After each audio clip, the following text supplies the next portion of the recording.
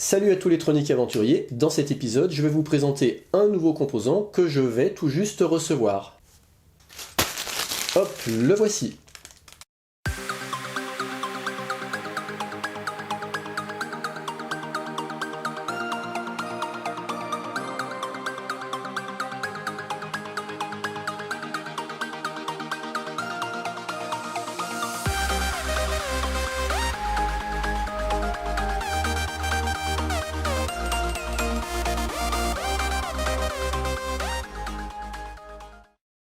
Allez, déballage.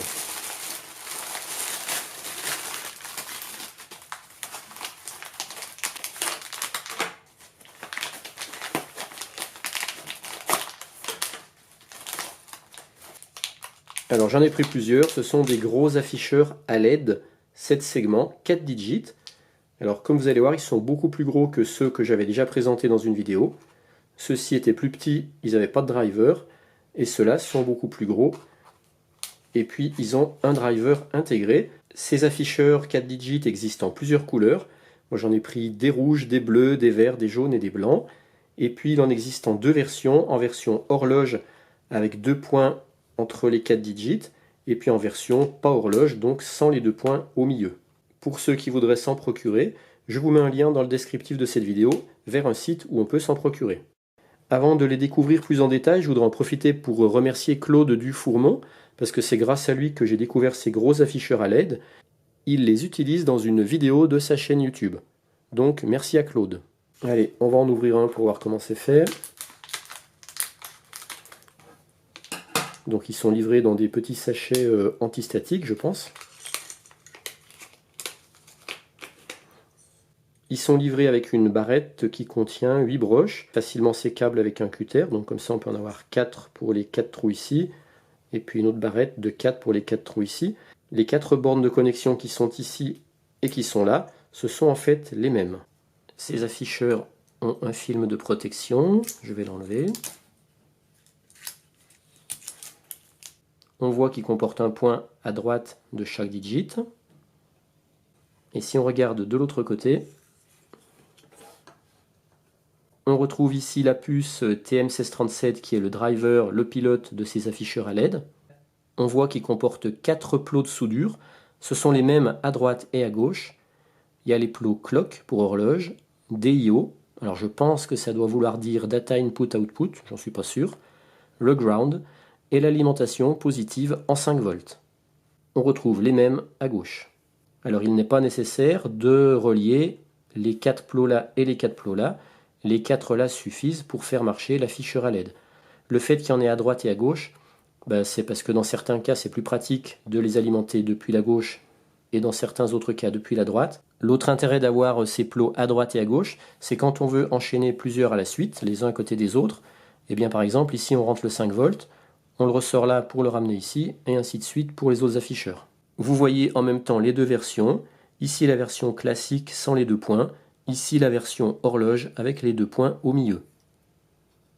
Pour se servir de ces afficheurs, on aura besoin d'un microcontrôleur, par exemple une carte Arduino Uno ou une carte Arduino Nano feront très bien l'affaire. Pour l'instant, moi je vais les utiliser avec une carte Arduino Uno. La première chose à faire, c'est d'installer la bibliothèque qui va nous permettre de se servir de ces afficheurs avec la carte Arduino.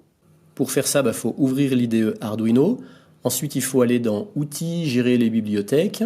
Ça ouvre une nouvelle fenêtre qui s'appelle Gestionnaire de bibliothèque. Dans la barre de recherche, il faut venir taper TM1637 et puis après, à droite, avec l'ascenseur, descendre jusqu'à voir apparaître TM1637 et tout simplement cliquer sur le bouton Installer. Une fois que c'est installé, on vient dans Fichier, Exemple, on cherche le TM1637 dans le menu déroulant. Une fois qu'on l'a, on voit qu'il y a un exemple qui s'appelle TM1637 test. C'est le seul fichier d'exemple. Donc on va l'ouvrir, on clique dessus pour l'ouvrir. Alors le mieux pour vous familiariser avec ces afficheurs, c'est de charger ce code dans un Arduino en branchant votre afficheur. Pour le branchement, ça sera très très simple. On fait comme ça. La broche clock sur la broche 2 de l'Arduino, la broche DIO sur la broche 3 de l'Arduino, le ground sur le ground de l'Arduino et le 5 volts sur le 5 volts de l'Arduino. Alors je ne vais pas vous commenter toutes les instructions de ce code parce que ça serait bien trop long. Pour aider à comprendre les principales instructions, je vous mets dans le descriptif de cette vidéo un lien vers un site qui est très bien. Ce programme que je vous propose de charger sur votre Arduino, il illustre quelques exemples d'utilisation sur ces afficheurs. On va notamment découvrir qu'il existe plusieurs façons d'activer les digits de ces afficheurs. Dans ce tuto, je vais juste faire un focus sur quelques instructions, on va dire les principales. Il faut inclure la bibliothèque TM1637.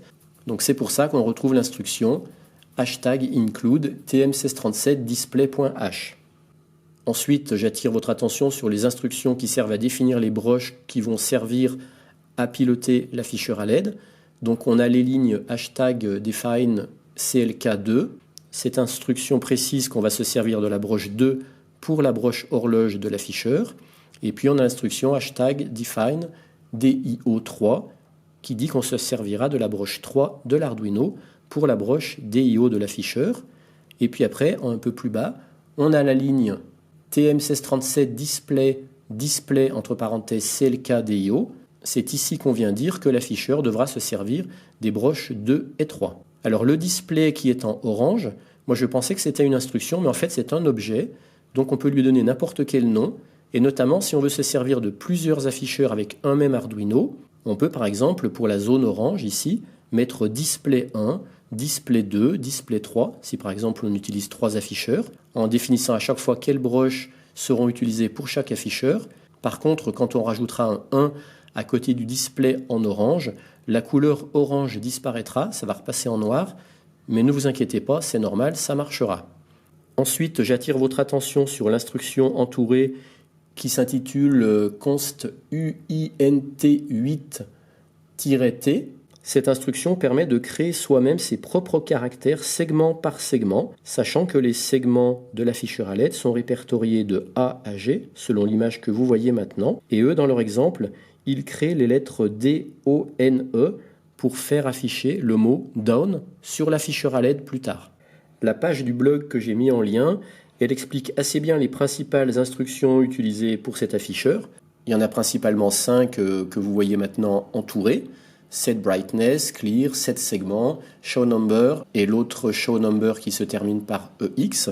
Par contre, il faudra rajouter devant chacune de ces instructions le nom de l'objet que vous voulez piloter. Par exemple, pour l'instruction clear, il faut rajouter devant l'objet display. Donc l'instruction devient display clear, sachant que comme je l'ai dit avant, cet objet, vous pouvez par exemple soit l'appeler autrement, soit lui donner un numéro.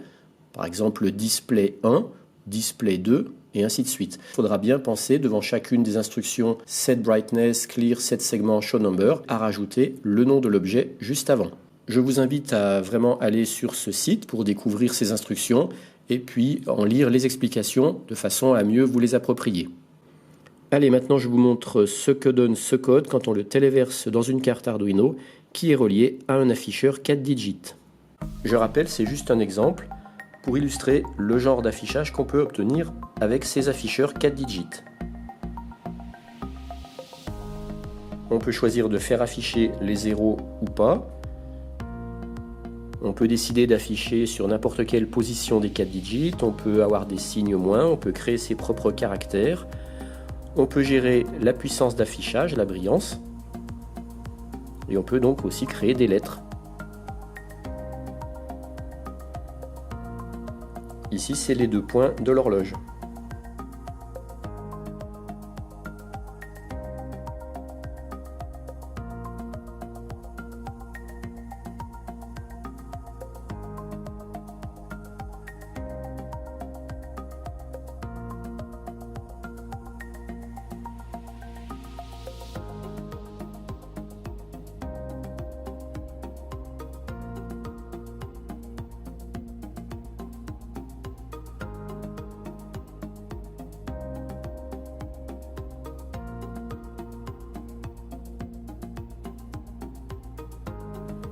Et voilà, maintenant il écrit down avec les 4 caractères qu'il a créés en début de programme avec les instructions 7 segments.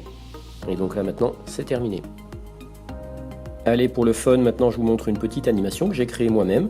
Tout ça pour vous montrer que la prise en main n'est pas bien compliquée.